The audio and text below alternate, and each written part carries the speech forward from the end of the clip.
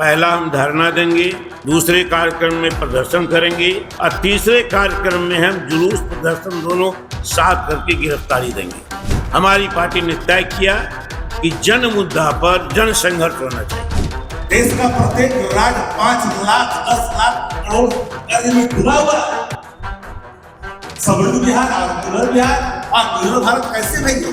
संगठित भ्रष्टाचार, लोग और बढ़ते अपराध के खिलाफ जोरदार धरना का कार्यक्रम 1 दिन में पूरा बिहार का प्रत्येक प्रखंड मुख्यालय में होगा। और दूसरा 17 दिन को जिला मुख्यालय पर जोरदार होगा, असरदार होगा। राष्ट्रीय जनता दल के प्रदेश कार्यालय में कल प्रदेश अध्यक्ष के नेतृत्व में मैराथन बैठक हुई। घंटों तक बैठक चली। सत्ता पक्ष को किस तरीके से घेरना है, तमाम चर्चा कल हुई। और आज प्रेस वार्ता करते हुए राजद के प्रदेश अध्यक्ष मंगनीलाल मंडल, इसके अलावा प्रधान महासचिव रणविजय साहू, राष्ट्रीय उपाध्यक्ष जो है पूर्व विधानसभा अध्यक्ष उदय नारायण चौधरी, मुख्य प्रवक्ता शक्ति यादव के अलावा कई नेता थे, मौजूद थे। उनकी मौजूदगी में राजद ने एक बड़ा फैसला किया। जनता के मुद्दे को लेकर के अब सड़क पर उतरेंगे। प्रखंड स्तर पर 9 जून को धरना देने जा रहे हैं। साथ ही साथ 17 जून को जो है सभी जिला मुख्यालय पर व्यापक तौर पर धरना देंगे। इसके अलावा और भी सारे कार्यक्रम होंगे जनता के जुड़े हुए मुद्दे को लेकर। सीधे आपको सुना रहे हैं किस तरीके से आरजेडी के प्रदेश अध्यक्ष के अलावा कई सारे नेता अपनी बातों को रख रहे हैं। और हम लोगों ने निर्णय लिया महंगाई के मुद्दे पर, बेरोजगारी के मुद्दे पर, भ्रष्टाचार के मुद्दे पर और सभी मुद्दों पर, जो विधि व्यवस्था पर और जो ज्वलंत सवाल हैं आम लोगों के साथ जुड़ा हुआ, उन सभी मुद्दों पर हम लोगों ने चर्चा की। अब इधर समय पर पेंशन नहीं मिला है राज्यकर्मियों को जो रिटायर हो गए हैं। जो सामाजिक सुरक्षा पेंशन है आम लोगों को वो भी नहीं मिल रहा है। तो खजाना तो खाली है। बिहार विधानसभा में विश्वास मत के समय में जो वित्त मंत्री हैं, डिप्टी चीफ मिनिस्टर हैं, उन्होंने कहा था कि खजाना खाली की बात झूठी है। हम वित्तीय प्रबंधन में ठीक हैं तो हमारी स्थिति भी ठीक है। तो अखबार में निकलता बराबर कि पेंशन अभी तक नहीं गया है, समय पर वेतन नहीं मिला है कर्मचारियों। अब इनका जो रेवेन्यू कलेक्शन है अपना, जितना टारगेट है वो भी नहीं होता है। भारत सरकार पर निर्भर है। जो सेंट्रल टैक्स कलेक्शन है उसमें जो हिस्सेदारी है,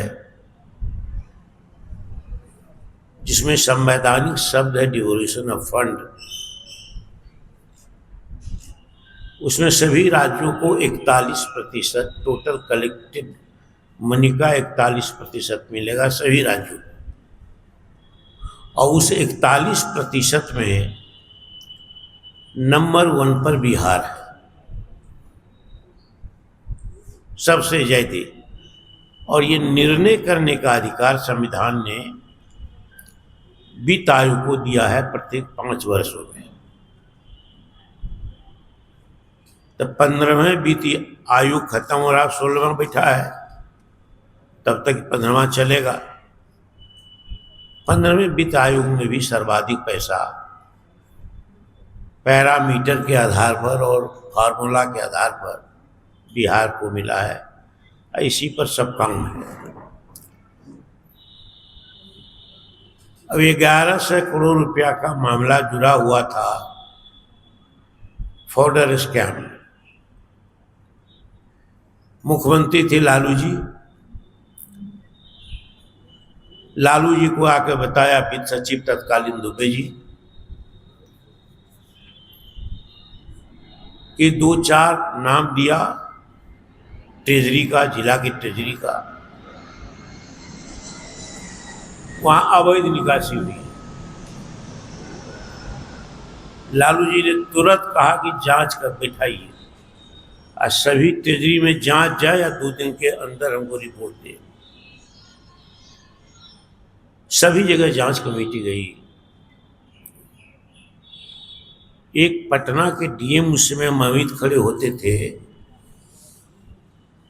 उस पर लोगों ने सवाल उठाया कि डीएम को क्यों भेजा गया, जो ऑर्डर स्कैम के खिलाफ आज दवा करते थे। तो वित्त सचिव ने कहा कि नॉलेजेबल पर्सन है, बात सही कहा उन्होंने।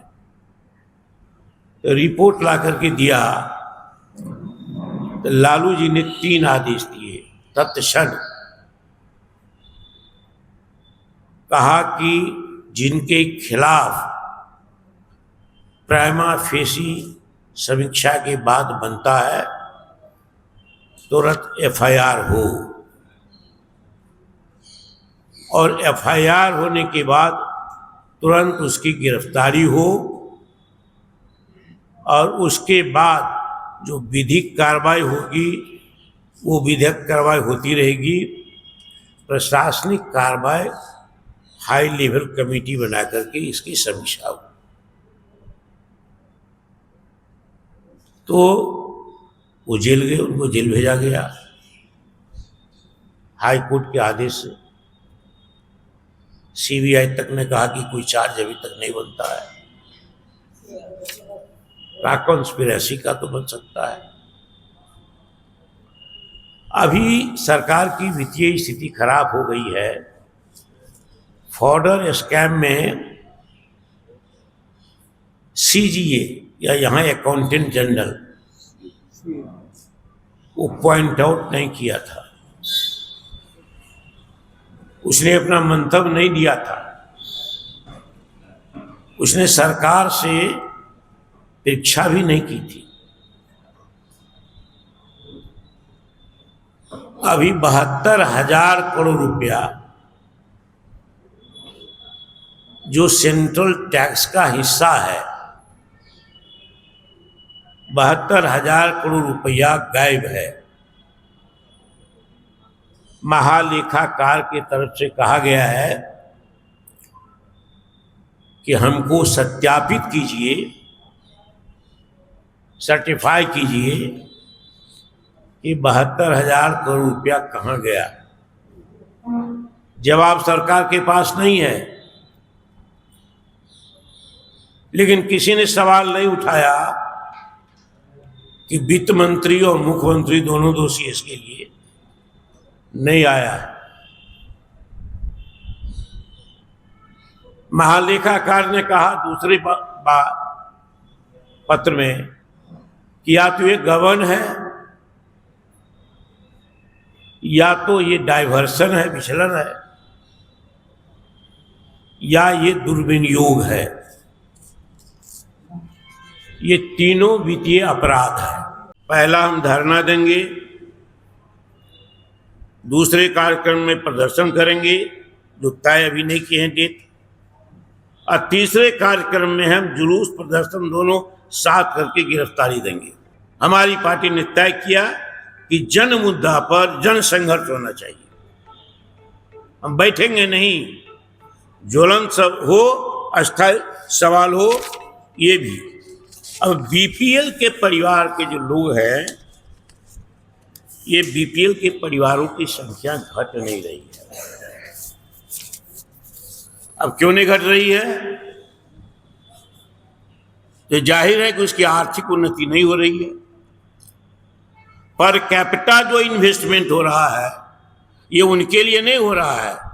नीतीश कुमार ने जिनके लिए यात्रा की, समृद्धि यात्रा, वो समृद्ध लोग और समृद्ध हो रहे हैं। तो अभी जो बीपीएल की संख्या है, अनुसूचित जात के लोग 42.93% टोटल पॉपुलेशन का, ये सरकारी आंकड़ा है। हमारा आंकड़ा नहीं है न किसी एजेंसी का है। अत्यंत पिछड़ा वर्ग के लोग 33.58% है टोटल पॉपुलेशन में।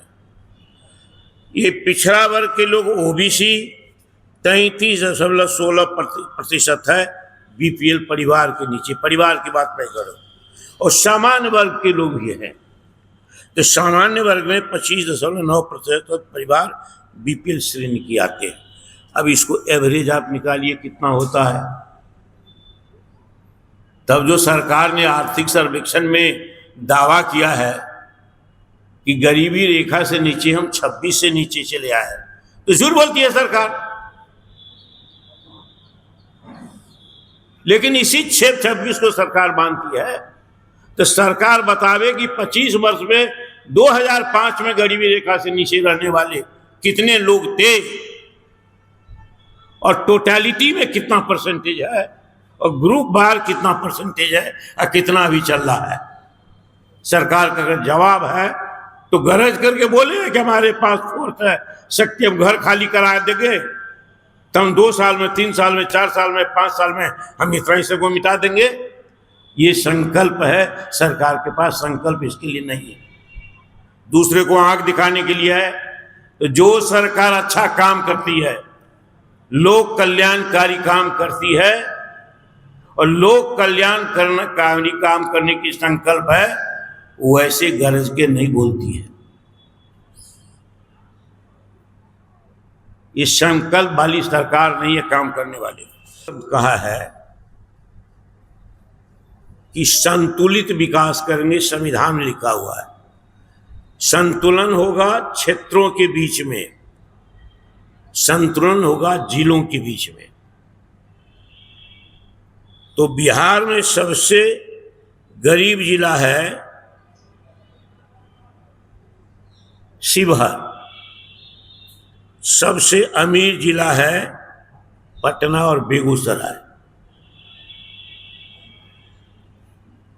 तो जो ये डिस्पैरिटी है कि शिवहर ने क्या बिगाड़ा था, मधुबनी ने क्या बिगाड़ा था, सुपौल ने क्या बिगाड़ा था, सहरसा अररिया ने क्या बिगाड़ा है, जो सबसे निचले पायदान पर है। अब पटना बेगूसराय बड़े ऊंचे बड़े पैमाने पर है। तो ये जो जिलों में संतुलन है, असंतुलन है, वो संतुलित विकास हो, ये मार्गदर्शन है संविधान का, उसकी व्यवस्था है। तो ये मामला है, इस पर हमारी पार्टी जोर देगी इस पर।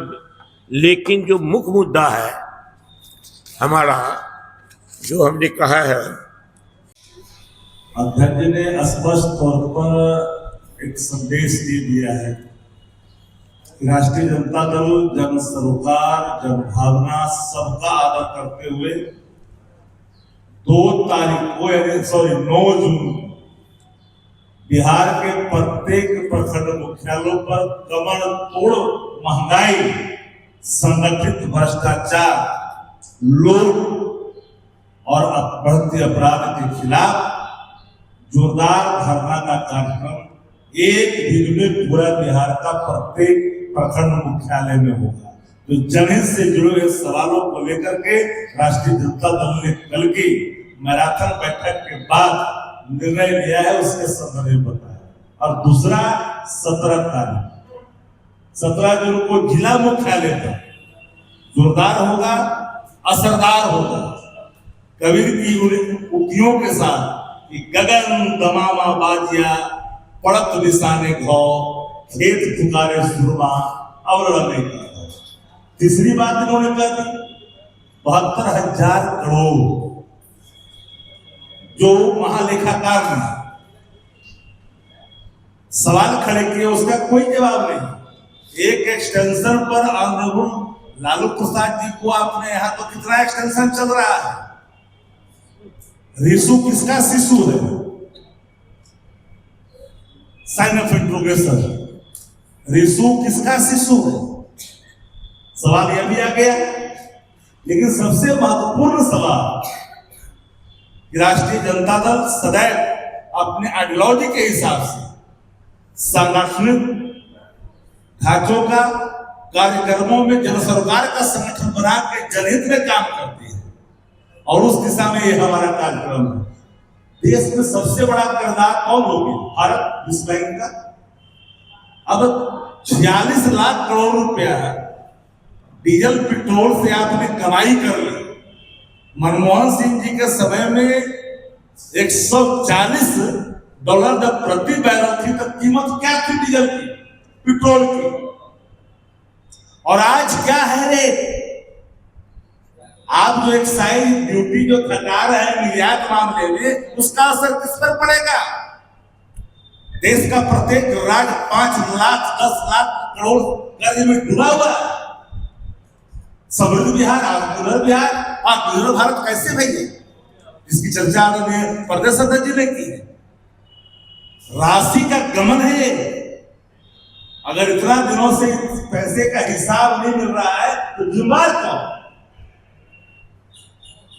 इसलिए पूरे मामलों को लेकर के जो 9 जून और 17 जून को खबरदार किया गया है बढ़ती महंगाई से, आप लोग भी तो पत्रकार साथी है जिनके घरों में चूल्हे तक का असर है, माफ करना,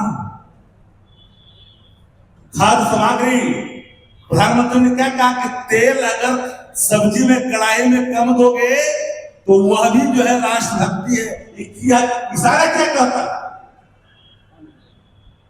खाद्य सामग्री पर असर है। बेविचार अनाचार, मंदिर घूमने से मुख्यमंत्री जी खाली मंदिर में चल जाएंगे और बकैती फेकैती और लठैती करेंगे, उससे शासन चलेगा? इस शासन का तीन मूल मंत्र है ना, बकैती फेकैती और लठैती। चौथा है तो बताइए, आप पत्रकार साथी है। तो हमारे जो माननीय अध्यक्ष आदरणीय मंडल जी ने व्यापक तौर पर राष्ट्रीय जनता दल के सभी कार्यकर्ताओं को इस कार्यक्रम में लग जाने का, और जो हमारी जो आवाम जो पीड़ित है महंगाई से, प्रखंड कर्जालय में जाता है, बूढ़ा बूढ़ी जा रहा है पेंशन के लिए, जिसकी चर्चा इन्होंने की, तब इस तपिश में खोजता है पैसा कहाँ, तो देखता है कि कर्जा मिला कि नहीं मिला। 72,000 करोड़, 72,000 का गमा करोड़ का 72,000 करोड़ का गमन, और 72,000 करोड़ का फिर जो है राशि मांगने के लिए बैंक के दरवाजे पर कटोरा लेके खड़े हैं। मुख्यमंत्री को बताना चाहिए ना।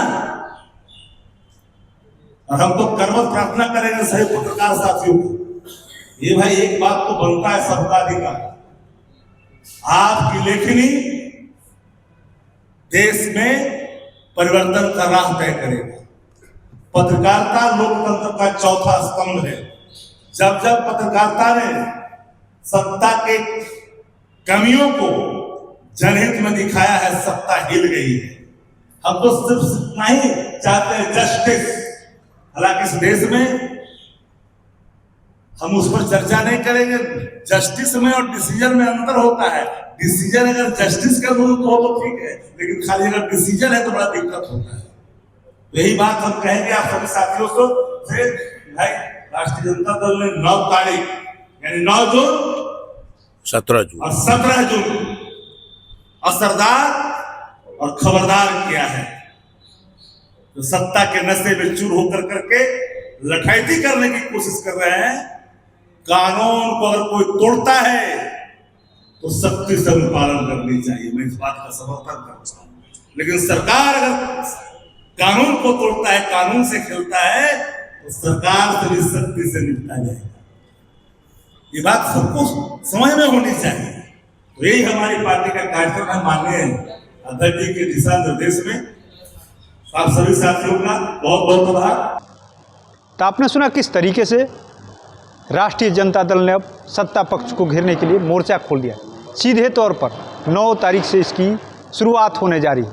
कई चरण में महंगाई, बेरोजगारी, भ्रष्टाचार और कानून व्यवस्था को लेकर सड़क पर उतरने जा रही है आरजेडी। 9 जून को धरना होगा प्रखंड स्तर पर, 17 को जिला पर। इसके अलावा कई तरह के कार्यक्रम भी होंगे। धरना के साथ सड़क पर प्रदर्शन होगा, तमाम गतिविधियां होगी सरकार को लेकर के। ऐसे में कई सारे सवाल भी पूछे गए हैं सरकार से। अब ऐसे में देखना होगा सरकार इसका जवाब किस तरीके से देती है। अपने सहयोगी गोलू के साथ कृपा शंकर, NBC 24 पटना।